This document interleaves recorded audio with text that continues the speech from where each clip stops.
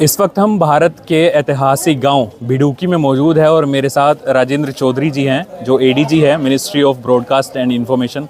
Sir, आज विदेश से इतने सारे बच्चे आए हैं आपके ऐतिहासिक गांव में, आपका जो स्कूल है उसमें विज़िट किया और जो हमारे भारत का कल्चर है उसको जाना, कैसे देखते हैं आप, क्या कहेंगे? मुझे लगता है बहुत ही अच्छी विज़िट है। कल्चरल एक्सचेंज प्रोग्राम के तहत ब्रिटेन के बच्चे आज हमारे गांव में हैं, आज हमारे गांव के एक स्कूल में हैं।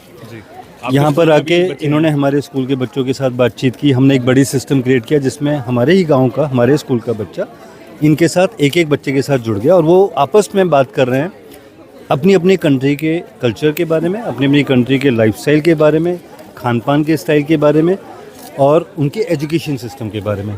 तो this according to me is a wonderful way of learning by which you interact between two different civilisations. और साथ ही साथ हम इनको गांव के विज़िट पर लेके गए। वहाँ पर इन्होंने चौपाल सिस्टम देखा, हमारी रिलीजियस प्लेसेस देखी, जैसे सिद्ध बाबा यहाँ का एक रिलीजियस बहुत ऐतिहासिक महत्व का स्थान है जहाँ पर लोग जाते हैं और उसकी बहुत मान्यता है। और साथ ही साथ आज इन बच्चों ने थोड़ी सी होली भी सेलिब्रेट की। हमारे खिरवी गांव के सरपंच ने थोड़ा एक होली मिलन फेस्टिवल रखा, वहाँ अंग्रेज़ी बच्चे हरियाणवी गानों पर भी उन्होंने डांस किया, बहुत खूबसूरत लगा। सबने होली के रंग थोड़े थोड़े अपने टीका की तरह से लगाए। तो उन्हें पता लगा कि India is a country of vibrant festivals where every 1 or 2 month you have some festival which we all celebrate together in the spirit of togetherness। फिर इनको हमने एक चौपाल दिखाई और मज़े की बात रही कि चौपाल पे इन लोगों ने भी हमारे साथ थोड़ा थोड़ा हुक्का पीने की कोशिश की। मैं भी वहीं मौजूद था, जो फर्स्ट टाइमर थे उन्होंने भी एंजॉय किया। हुक्का उनके लिए एक यूनिक एक्सपीरियंस। और हमने बताया कि हुक्का एक तरह से कहीं भी स्मोकिंग या ड्रग्स को बढ़ावा देने वाली चीज़ नहीं है। हुक्का एक ऐसी चीज़ है जिसके ज़रिए समाज एक साथ एक जगह पर बैठता है, अपने गांव की समस्याओं के बारे में चर्चा करते हैं। और एक पुरानी कहावत है, हुक्का पानी बन, यानी कि अगर आपने गांव की ट्रेडिशंस को नहीं फॉलो किया, आपने कुछ ऐसी चीज़ की जो गांव के हित में नहीं थी, तो हम उनका हुक्का पानी बंद कर देते थे, मतलब सोसाइटी से उनको बाहर कर दिया। तो हुक्का की सिग्निफिकेंस उस सेंस में बड़ी कल्चरल और बड़ी ऐतिहासिक रही है। और राइट नाउ जब आप देखें पीछे हमारे, तो वो कुछ रेबिट्स हमने यहाँ स्कूल में, NVN सीनियर सेकेंडरी स्कूल में, वो उनके साथ थोड़ा खेल रहे हैं, मस्ती कर रहे हैं। तो it has been a wonderful experience so far. Students of 2 different cultures having interaction between themselves, I think that is the real education। और मुझे सुबह से साथ था और मैंने देखा, हमने शुरुआत करी एक मंदिर से, टेंपल से, तो इनकी क्या भावनाएं थी, क्योंकि मैंने देखा कि आपने हर एक बच्चे से अलग अलग बात की, तो इनकी क्या भावनाएं थी, इनको कैसा लगा मंदिर को देख करके, वहाँ की चीज़ों को जान करके? एक अच्छी चीज़ जो मुझे लगता है कि विकसित देशों की मैंने शिक्षा प्रणाली में देखी है कि सीखने को तैयार रहते हैं, ये समझने की कोशिश करते हैं कि सामने वाले की कल्चर अगर ऐसी है तो उसके पीछे वजह क्या है। जजमेंटल नहीं होते। हम बहुत जल्दी जजमेंटल हो जाते हैं। हम बहुत जल्दी, अगर हम अंग्रेज़ों को देखेंगे, हम उनके कपड़ों के बारे में टिप्पणी कर देंगे, उनके खान पान के बारे में टिप्पणी कर देंगे।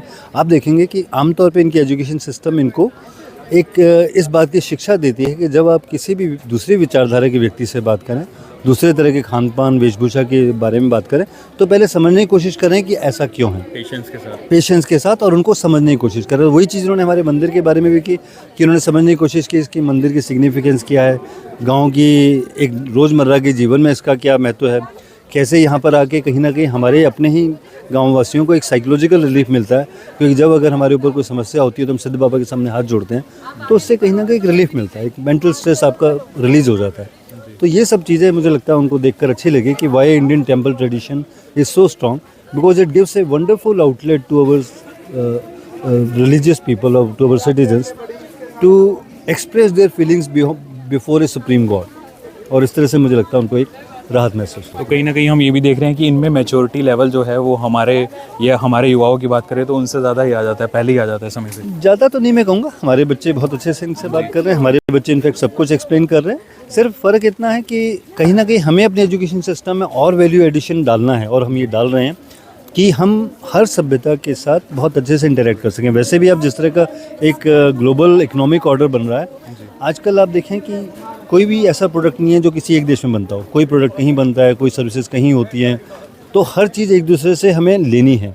ग्लोबल सिटीजन का ज़माना है। जब ग्लोबल सिटीजन का ज़माना है तो मेरे गांव के बच्चों को इतनी भी एक वैल्यू सिस्टम या एजुकेशन लेवल होना चाहिए कि कल को अगर उसे ब्रिटेन जाना पड़े, कल को उसको यूरोप के किसी हिस्से में जाना पड़े, अमेरिका जाना पड़े, तो बहुत आराम से चला जाए। और यही इस शिक्षा का कहीं ना कहीं तात्पर्य भी है और एक मकसद भी है कि ये सिर्फ एकेडमिक नॉलेज नहीं, प्रैक्टिकल नॉलेज विभिन्न सभ्यताओं के बच्चों के साथ बात करके हासिल कर सकते सर अंत में बस यही सवाल है, आपने एक अच्छी पहल की कि यूनिवर्सिटी के बच्चे आपके स्कूल में आ रहे हैं, हमारे कल्चर को जान रहे हैं। अन्य स्कूलों से और अन्य यूनिवर्सिटी के बच्चों से आप क्या कहेंगे, यूनिवर्सिटी से क्या अपील करेंगे?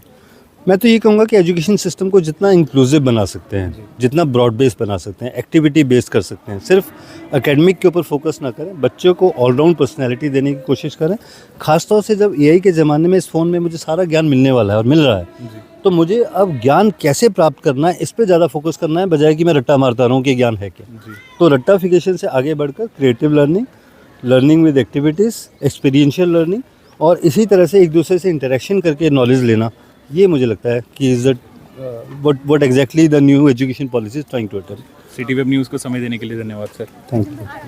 तो जो विदेश से बच्चे आए और जो यहाँ के बच्चे हैं उनके लिए तो अच्छा मौका था ही जानकारी एक दूसरे के साथ साझा करने का, लेकिन मेरे लिए भी बहुत अच्छा दिन था कि मैंने उन बच्चों से बात की जो यहाँ से कई सौ किलोमीटर दूर रहते हैं, दूसरे विदेश में रहते हैं। उन्होंने आज हमारे कल्चर को, हमारे ट्रेडिशन को जाना, उसको समझा और उसकी तारीफ़ भी की और उसको अपनाया भी।